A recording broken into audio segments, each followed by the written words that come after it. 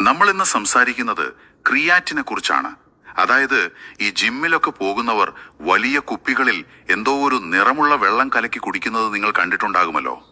ശരിക്കും എവിടെ നിന്നാണ് നമ്മുടെ ശരീരം ഇത് ഉണ്ടാക്കിയെടുക്കുന്നത്? നമ്മുടെ കരളും പിന്നെ വൃത്തലും പാൻക്രിയാസും ഒക്കെ ചേർന്ന് ചില പ്രത്യേക അമിനോ ആസിഡുകളിൽ നിന്നാണ് ഈ ക്രിയാറ്റിൻ ഉൽപ്പാദിപ്പിക്കുന്നത്. ആഹാ.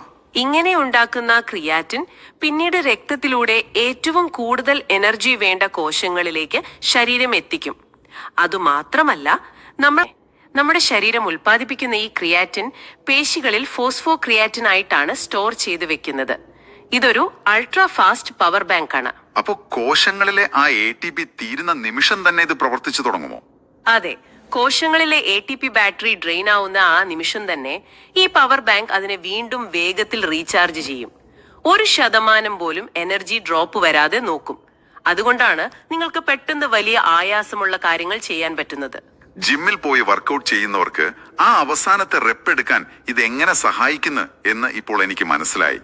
എന്നാൽ എന്നെ ഏറ്റവും അത്ഭുതപ്പെടുത്തിയത് ഈ ആർട്ടിക്കിളുകളിലെ മറ്റൊരു കാര്യമാണ്. തലച്ചോറിന്റെ കാര്യമാണോ? അതെ, ക്രിയാറ്റിൻ പേശികൾക്ക് മാത്രമല്ല നമ്മുടെ തലച്ചോറിനും വലിയ രീതിയിൽ ഗുണം ചെയ്യുന്നുണ്ട് എന്നുള്ളത്. അതാണ് ഇതിലെ ഏറ്റവും ഇൻട്രസ്റ്റിംഗ് ആയിട്ടുള്ള കാര്യം. നമ്മൾ എപ്പോഴും മസിലിന്റെ കാര്യം മാത്രമേ പറയാറുള്ളൂ. പക്ഷേ നമ്മുടെ ശരീരത്തിലെ ഏറ്റവും കൂടുതൽ എനർജി വലിച്ചെടുക്കുന്ന ഒരു അവയവമാണ് തലച്ചോറ്.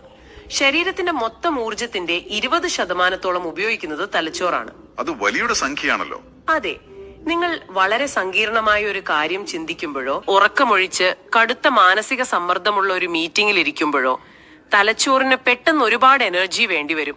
അപ്പോ മസിലിൽ പ്രവർത്തിക്കുന്ന അതേ ultra fast power bank system തലച്ചോറിലും പ്രവർത്തിക്കുന്നുണ്ടെന്നാണോ? തീർച്ചയായും. തലച്ചോറിലെ കോശങ്ങൾക്കും ഈ എനർജി ഡ്രോപ്പ് വരാതെ നോക്കുന്നത് ഇതേ ക്രിയാറ്റിനാണ്. നമ്മൾ സപ്ലിമെന്റുകളിലൂടെയോ ഭക്ഷണത്തിലൂടെയോ ഇതിന്റെ അളവ് ശരീരത്തിൽ കൂട്ടുമ്പോൾ ശാരീരികമായ കരുത്തു മാത്രമല്ല നമ്മുടെ ബുദ്ധിപരമായ പ്രകടനവും മെച്ചപ്പെടുന്നുണ്ട്. അതായത് കടുത്ത സ്ട്രെസ് ഉള്ള ജോലികൾ ചെയ്യുന്ന സാധാരണക്കാർക്ക് പോലും കോഗ്നിറ്റീവ് പെർഫോമൻസ് നിലനിർത്താൻ ഇത്തരം സ്വാഭാവിക എനർജി സിസ്റ്റങ്ങൾ സഹായിക്കുമല്ലേ? അതെ, അപ്പോ കാര്യങ്ങൾ വളരെ വ്യക്തമാണ്.